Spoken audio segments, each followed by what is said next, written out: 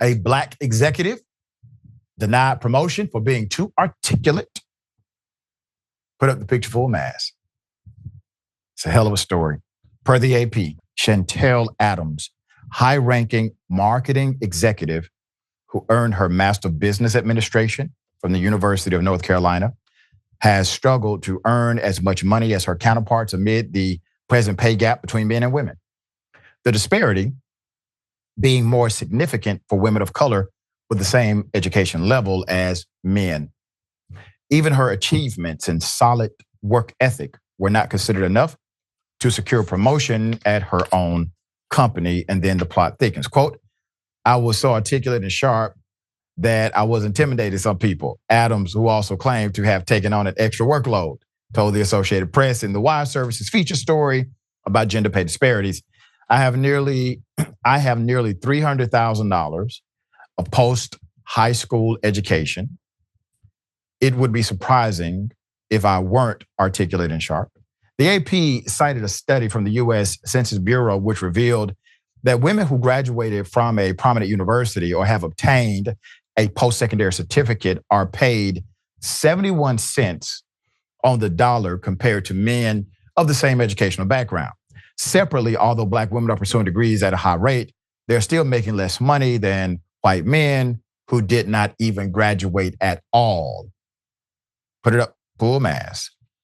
Galen Burrows, Director of Workplace Equality and Senior Counsel for National Women's Law Center, said during an interview with Chief.com, quote, we're getting the degrees and we have huge educational gains, but we still have to work twice as hard to get the same pay as someone who has less education than we do.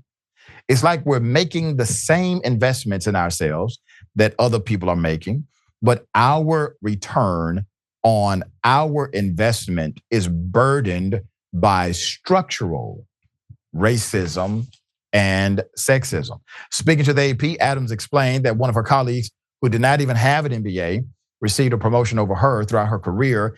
Adams has utilized mentorship, networking, and consistently job hopping to combat pay gaps. Quote, it's unreasonable and unfair to hold someone's strengths against them. I would consider that as something that is race-based, Adams said, adding, I knew that I needed to be intentional and move with urgency as I navigated my career in order to work against that headwind. When those opportunities were not afforded me within one company, I've gone somewhere else. And so here's the other thing. Many times individuals in this particular category and corporate scheme will simply have to work extra jobs. We'll have to pick up extra opportunities to simply bridge the gap here. But the statistics are clear. They actually were going in the right direction under President Barack Obama because his DOJ would actually actively pursue major corporations who showed this expressed disparity. Well, under Trump, that number started going back in the wrong direction because his attorney general decided to rescind those particular executive actions and those consent decrees. So that means there's an actual structural issue happening inside of the workplace because once you calculate education, work history, and work performance, it still doesn't line up. The disparity is adverse to Black women in particular. All right, Ms. Dahl, thoughts here?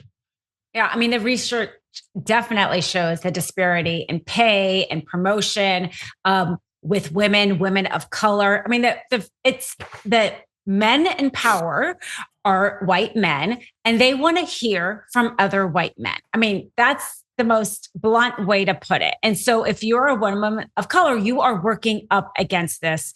And there usually is this like glass ceiling, as you would say. And the hard part is that new Supreme Court case that just came out, banning diversity in college admissions is also going to have implications in the corporate world because a lot of private companies, in trying to combat this structural racism, as you would say, are doing things like in law firms. they'll say a lot of private big corporations will only hire a law firm if their ownership is majority owned, like a diverse ownership. And those kind of programs that are trying to even the playing field are all going to come into question because of the Supreme Court. And so that's why, if anybody ever wonders, why does the Supreme Court matter to me? It's because of things like that. But that's unfortunately the reality of somebody who, like her, who is trying really the best she can and does need structural support, let's say, to combat the structural inequality that's baked in. That's right. And the way I break it down to students, if something is intentionally constructed, you must intentionally deconstruct the construction. That's all we're talking about when it comes to equity and inclusion.